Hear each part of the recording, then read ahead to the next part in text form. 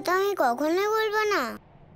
এখানে মহাদেবকে যশোদা মা ভেতরে আসা থেকে আটকে ছিল।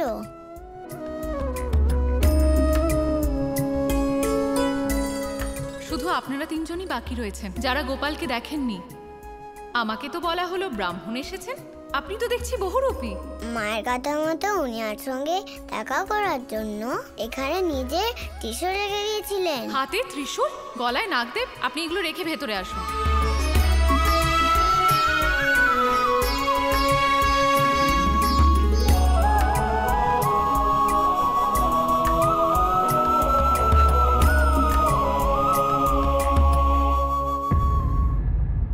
গোপাল আর এই হাড়েরই নিচে মহাবলী হনুমান আটকে পড়েছিলেন। মনে আছে দাদা? আমার সাথে দেখা করার জন্য উনিরা ছোট রূপ ধারণ করেছিলেন।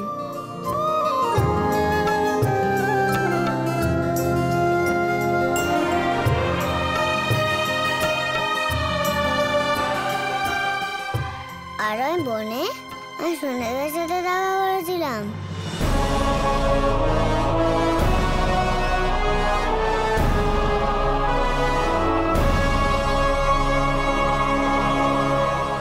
আর তুমি তো তোমার নিজের লীলায় এতগুলো অসুরকে এই বাড়িতেই, এই গোকুলেই পরাজিত করেছিলে, তাই না গোপাল?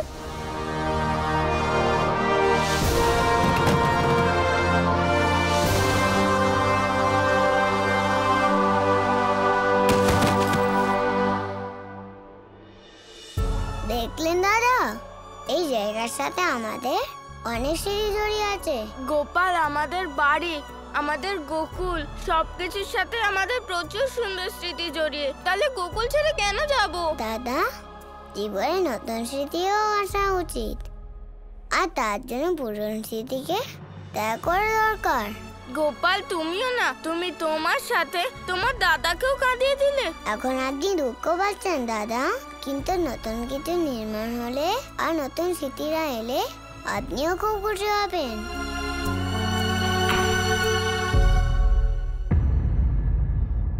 গোপাল! গোপাল! দাদা! সুরভি?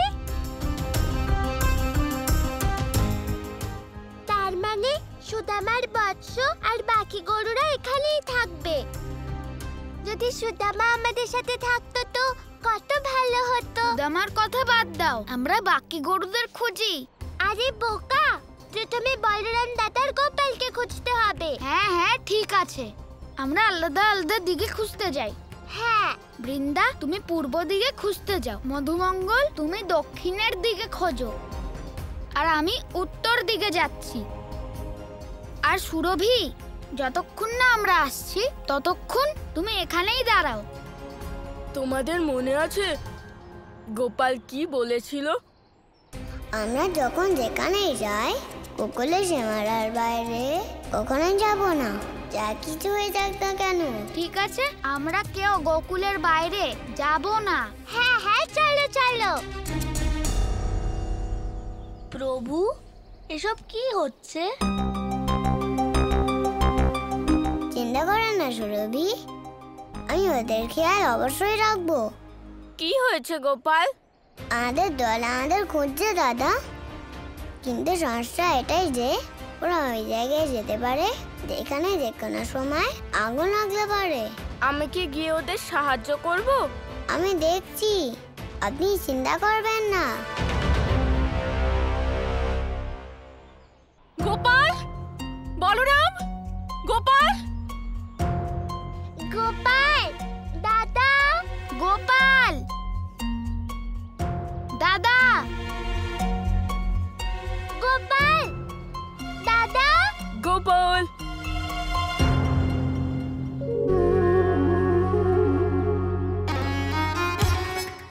গোপাল!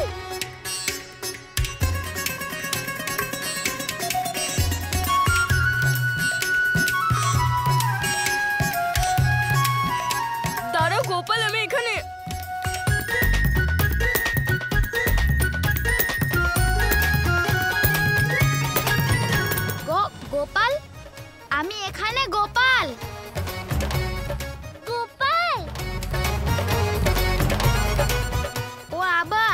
অদৃশ্য হয়ে যাবার আগেই আমাকে ওর পেছনে যেতেই হবে।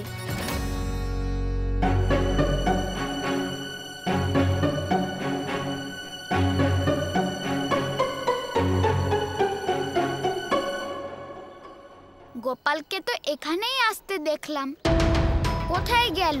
সুরভি, গোপাল এখানে এসেছিল?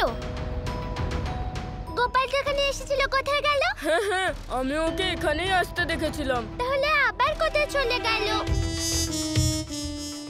এসব কি হচ্ছে? আমার সাথে এটাই হলো যা তোমাদের সাথে হয়েছে। বলরাম দাদাকে দেখা যাচ্ছে না, আর গোপালকে দেখা গেল কিন্তু পেলাম না। মনে হয় আমাদের ভ্রম হয়েছে। কি জানি এখন কোথায় আছে গোপাল আর দাদা। গোকুলের এই ভূমি, এই মাটির মন খুবই বড় গোপাল। হ্যাঁ, সেটা তো ঠিকই। সেই জন্য এই মাটি অতি পবিত্র। এই মাটির কিছুটা অংশ অল্প হলে আমাদের সাথে থাকা উচিত।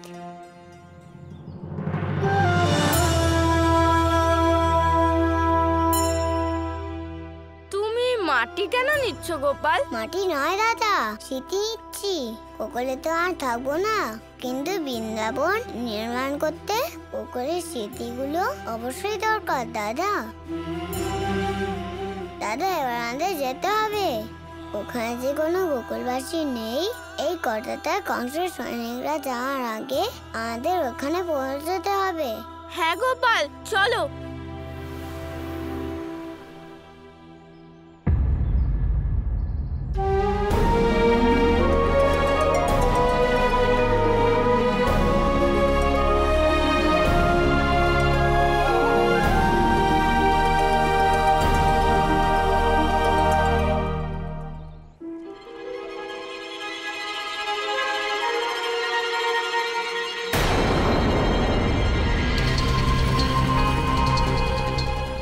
এই পূজা স্থান থেকে কোনো রকম আওয়াজ আসছে না কেন? এরা কি আদৌ আরতি আরম্ভ করবে কি করবে না সেটাই বুঝতে পারছি না। আমাদের কি গিয়ে দেখা উচিত?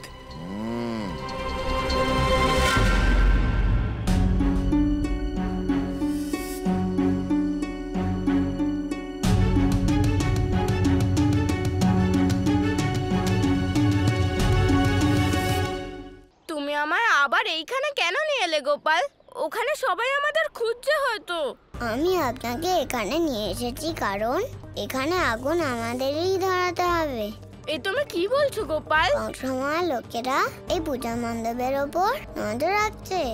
আমাদের ওদেরকে বিশ্বাস করাতে হবে যে কোকলের সমস্ত লোকেরা এখানেই আছে।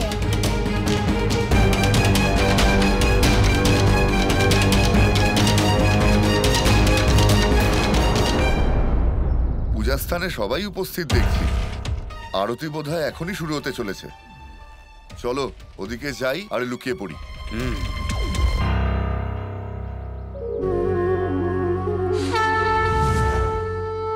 তাহলে এবার